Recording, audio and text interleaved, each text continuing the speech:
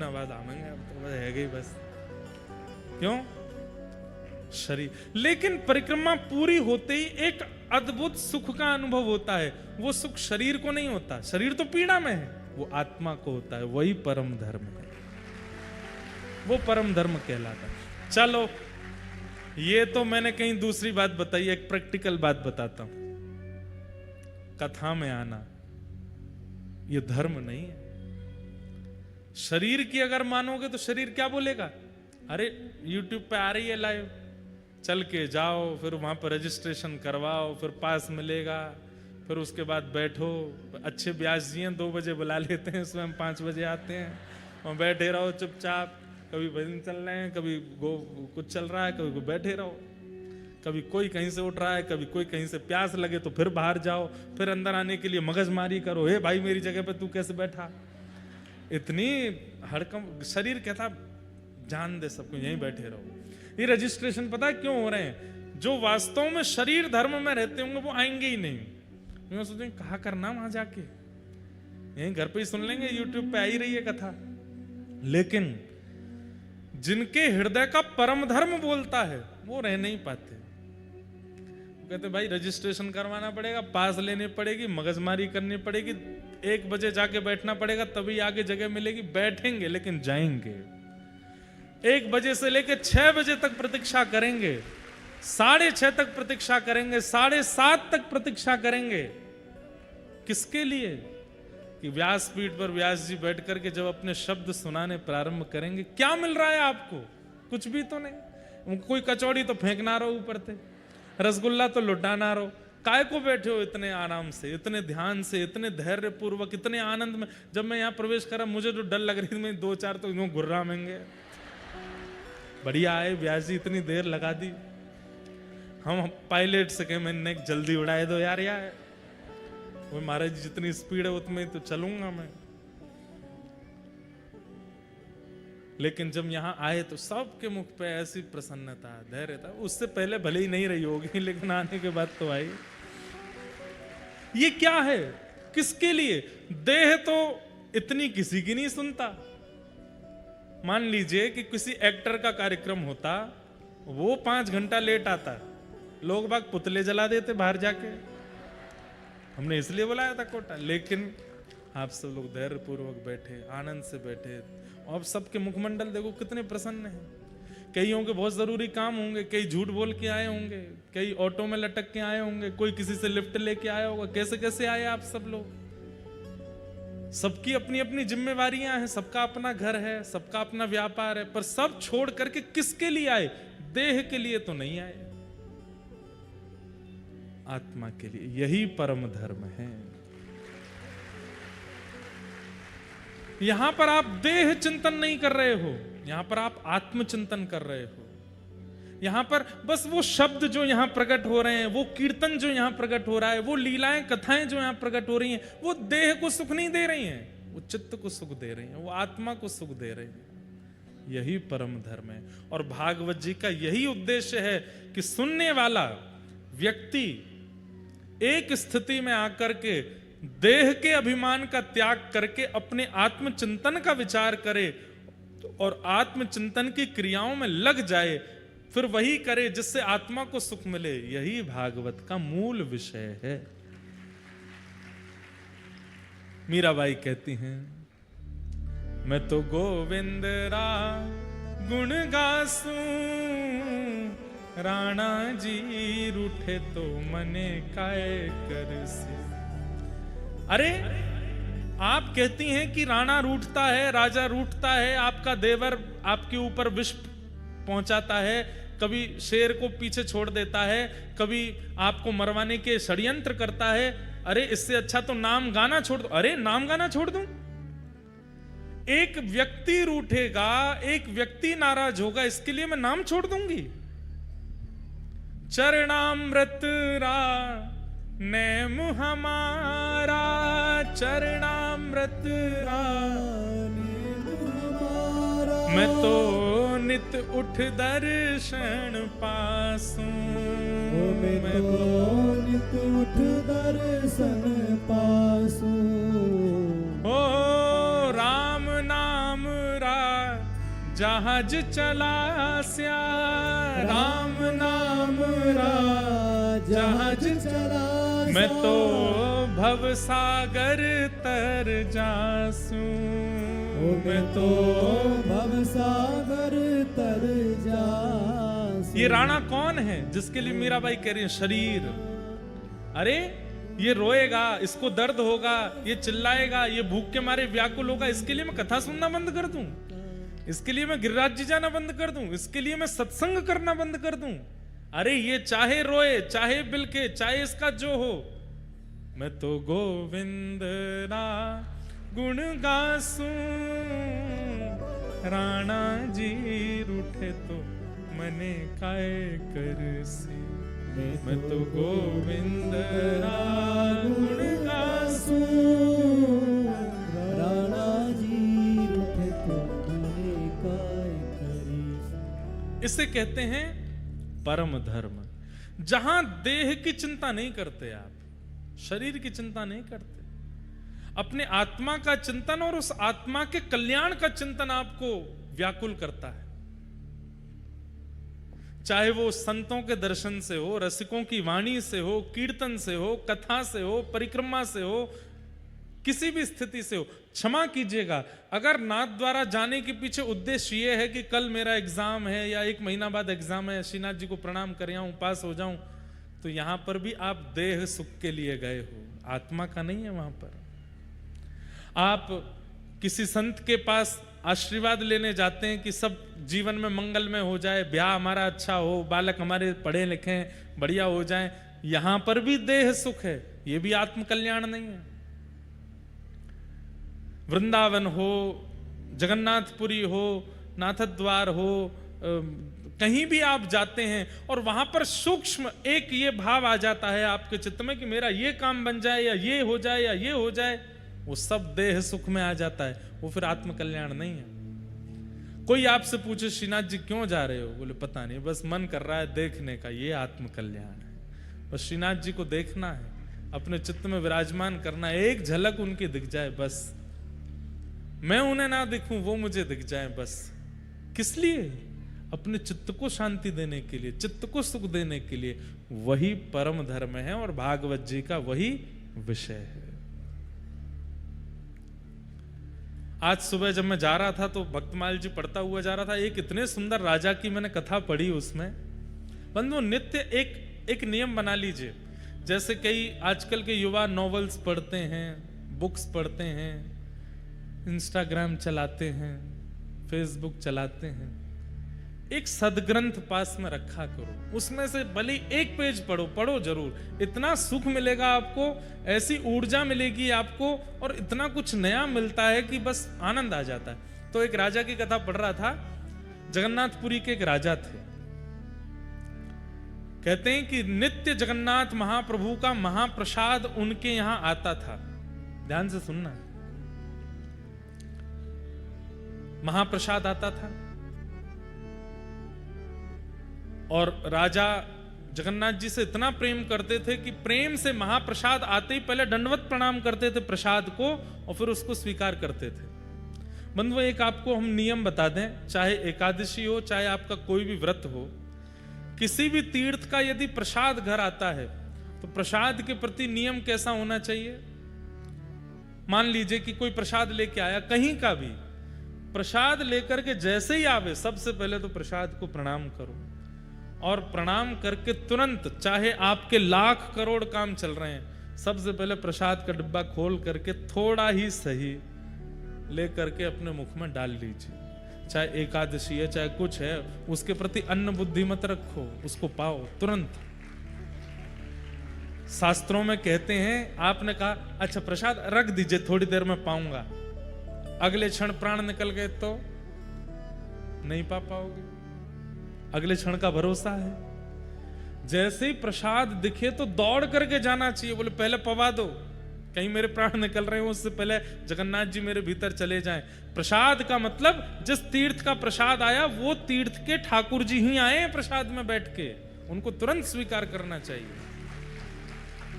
चैतन्य महाप्रभु कहते हैं महाप्रसादे गोविंदे, जगन्नाथ महाप्रभु का जो भात प्रसाद है उसका एक एक तिनका जगन्नाथ जी का स्वरूप है।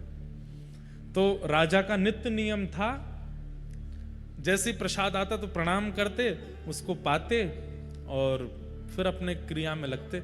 लेकिन आज वो अपने एक मित्र के साथ में चौसर खेल रहे थे और चौसर में ऐसी बाजी चल रही थी कि अब अगली बाजी में पता चल जाएगा कि राजा हार रहा है कि जीत रहा है। तो राजा को तो अपनी जीत प्यारी, तो पासा मल रहे थे, उसी समय महाप्रसाद आया। जैसे ही महाप्रसाद आया तो पंडित जी रोज आते महाप्रसाद लेकर के, राजन जगन्नाथ महाप्रभु का महाप्रसाद आया। तो राजा इतना ज्यादा ध्यान लगा करके खेल रहा था, उसने एक हाथ में पासा लिया, महाप्रसाद को प्रणाम किया और फिर रुकिए अभी लेता हूं, और फिर से पासा खेलने लगे।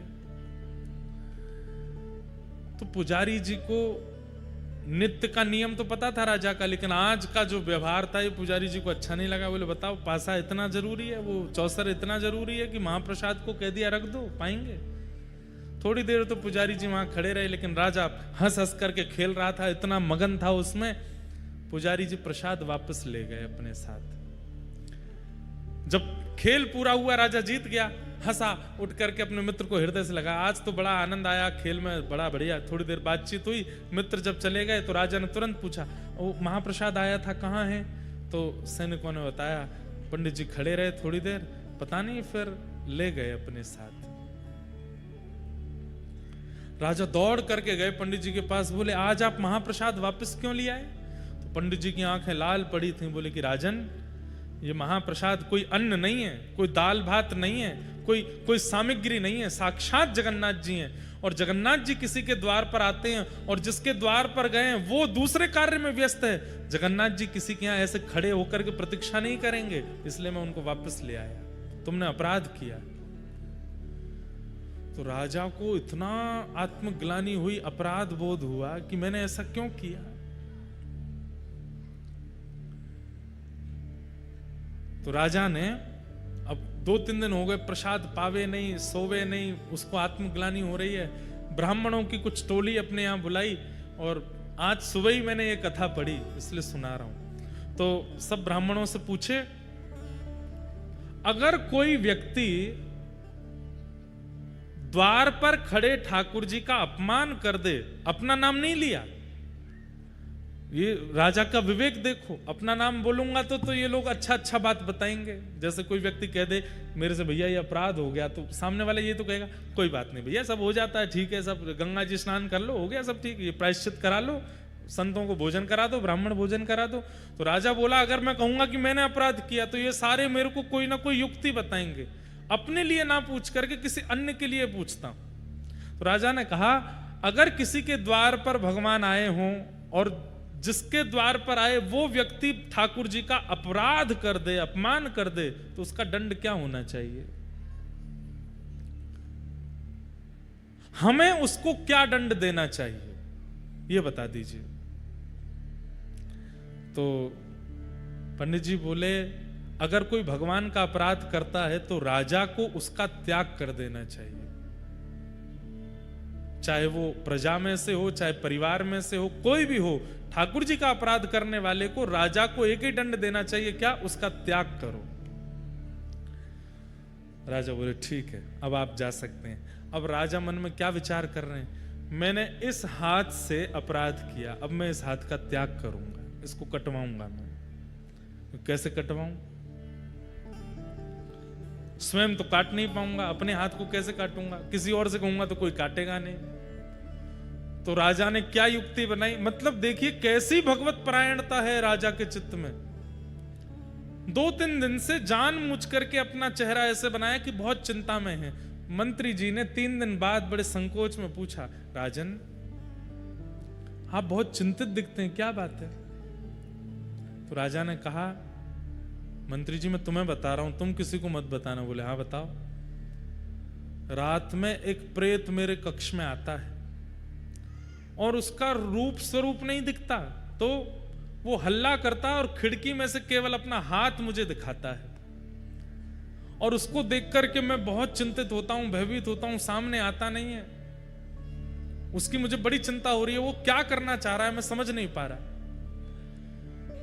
मंत्री बोले आप इतनी सी बात, आप चिंता मत करिए। बोले तो हमारी कुल देवी हैं, उनका खड़ग मैं लेकर के आऊंगा, उस खड़ग की नित्य पूजा होती है और उस खड़ग को लेकर के मैं आपके कक्ष में सो जाऊंगा। आज रात में जैसे ही वो प्रेत अपना हाथ दिखाएगा मैं उसका हाथ काट दूंगा। राजा बोले हाँ ठीक है, तुम ये काम कर देना। मंत्री जी नीचे सो गए। राजा चुपचाप उठ करके गए, बाहर जाकर के खिड़की में से हल्ला करके जैसे ही अपना हाथ अंदर किया, मंत्री जी ने खड़ग उठा करके हाथ काट दिया। रक्त की पिचकारी निकलने लगी, लेकिन राजा तो प्रेमाश्रुओं से रो रहा था, आनंद कर रहा था। मंत्री जी ने उठ करके देखा, बोले अरे ये कोई प्रेत नहीं है, तो हमारे राजा साहब हैं। चरणों में गिर गया, बोले भगवान आपने ऐसा क्यों किया? तो बोले इस हाथ ने ठाकुर जी के प्रसाद का अपराध किया, इस हाथ का मैं कैसे अपने पास रख सकता हूं, इसलिए इसका त्याग करना था, इसलिए मैंने कटवा दिया। महाप्रभु जगन्नाथ मंदिर में खड़े खड़े व्याकुल हो गए राजा की इस दशा पर। तुरंत अपने पुजारी जी को कहा कि सुनो, अभी इसी वक्त उस राजा को लेकर के आओ। राजा के पास गए तो हाथ कटा हुआ है, मल्लम पट्टी लगा रखी थी। बोले ठाकुर जी ने स्वप्न आदेश किया है, आपको बुलाया है मंदिर में। ठाकुर जी के सामने गए तो महाप्रभु जगन्नाथ जी अपनी ब्रह्म वेदी पर ऐसे झूम रहे थे। राजा बोले नाथ, आज मुझे लगता है कि मेरी सेवा पूर्ण हो गई। बोले क्यों? जैसे मेरे महाप्रभु के हाथ हैं, आज मेरा हाथ भी वैसा ही हो गया है। आपकी भुजा नहीं है, मेरी भी भुजा नहीं है, मैं भी वैसा ही हो गया हूं। लेकिन नाथ मैं आपको प्रणाम करता हूं। जैसे ही ठाकुर जी के सामने दंडवत किया, राजा का वह हाथ पुनः प्रकट हो गया। ठाकुर जी बोले मैं तुमसे बहुत प्रसन्न हूं, तुम्हारी इस भगवत परायणता पर मैं इतना प्रसन्न हूं। आज के बाद ऐसा कुछ मत करना, क्योंकि तुम्हारे चित्त में जो प्रेम मेरे प्रति है वो अद्भुत है। देह का चिंतन यदि व्यक्ति करता है तो धर्माधिकारी माना जा सकता है, लेकिन जब व्यक्ति अपने चित्त का चिंतन करता है और वो चित्त के कल्याण की भावना में सदा लगा रहता है, वही व्यक्ति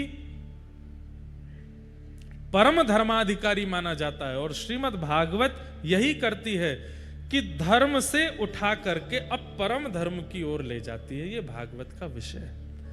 कथा सुनने वाला व्यक्ति देहाभिमान से उठ जाता है और उसको चिंता होती है कि मेरे चित्त का कल्याण होना है, मेरी आत्मा का कल्याण होना, और उसके कल्याण के लिए मुझे कुछ करना पड़ेगा। भागवत का विषय। दूसरी बात, भागवत का अधिकारी कौन है? परम धर्म के मार्ग पर चलने के लिए कौन सा ऐसा व्यवहार है जो आपको अपने चित्त में लाना पड़ेगा? बहुत ध्यान से सुनना। चित्त में काम है, क्रोध है, लोभ है, आदि आदि दोष हैं, आलस्य है, क्रोध है, मोह है, रहने दो, कोई बात नहीं। इन सबके सहित भी आप परमाधिकारी बन सकते हो। लेकिन एक दोष ऐसा है, वो अगर आपके चित्त में है तो आप परम धर्म के मार्ग पर कभी नहीं आ पाओगे। मतलब परम धर्म मतलब भक्ति के पथ पर आप कभी नहीं आ पाओगे अगर ये दोष आपके अंदर है। तो कौन सा दोष? निर्मत सराणाम सताम, दूसरे की उपलब्धि से ईर्ष्या होना। ईर्ष्या का दोष यदि किसी के चित्त में है, वो ठाकुर जी का अधिकारी नहीं बन पाता। बंधुओं देखिए, काम, क्रोध, लोभ, अभिनिवेश, अहंता, ममता, चिंता आदि आदि जो दोष हैं, इन सब का पता हमको लगता रहता है और दूसरों से हम इस बात को शेयर भी कर लेते हैं कि मेरे अंदर क्रोध बहुत है, मेरे अंदर काम बहुत है, मेरे अंदर ये दोष बहुत है। लेकिन ईर्ष्या का दोष जो होता है, इसको हम सबसे छुपाते हैं। यहां पर बैठे हर व्यक्ति को किसी से ईर्ष्या होती है। उसकी बात होती है तो आप विचलित हो जाते हैं, उसकी बात मत करो मेरे सामने। उसके बारे में कुछ अच्छा सुन लेते हैं, अरे अब तुम क्या जानो, उसकी सच्चाई तो मुझे पता है, वो तो ऐसा है, वो तो ऐसा है, वो तो ऐसा है। 10 बातें बुरी बोल देते हैं। ये ईर्ष्या का जो दोष है ना, अगर ये आपके चित्त में है तो आप चाहे कितना भी नाम कर लो, कितना भी भजन कर लो, कितनी भी कथा सुन लो, कितना भी आप नियम कर लो, ठाकुर जी आपको कभी नहीं मिलेंगे। भैया नाम का, कथा का, परिक्रमा का, जप का, नियम का फल क्या है कि चित्त से ईर्ष्या खत्म हो जाए। अरे हम तो कहते हैं आज ही चिंतन करो, किसका नाम सुन के ईर्ष्या होती है, किस व्यक्ति की बातें सुनकर के ईर्ष्या होती है आपको। 7 दिन कथा सुनो और 7 दिन बाद उस व्यक्ति का फोटो देखना खोल के फोन में। अब ईर्ष्या नहीं हो रही, अब तो अच्छा सा लग रहा है, तो समझ जाओ कथा ने लाभ किया है, कथा ने फायदा कर दिया है। वो व्यक्ति सामने आकर के